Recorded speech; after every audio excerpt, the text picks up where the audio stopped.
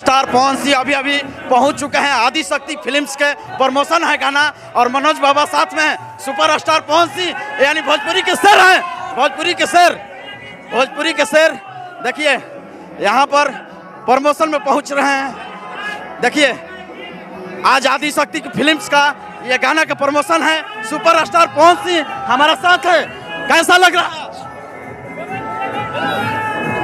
मनोज बाबा और आरती न्यूज के साथ लाइव जुड़ चुके हैं, यानी सुपरस्टार पवन सिंह। सूत्र के हवाले से खबर है।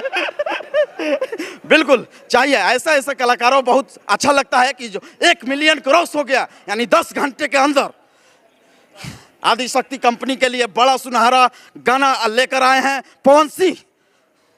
भैया बोलिए भैया बोलिए, आपका इंतजार कर रहे हैं दर्शक लोग। बिल्कुल आप आरा के शेर हैं, भोजपुरी के शेर हैं, एक लौता शेर हैं।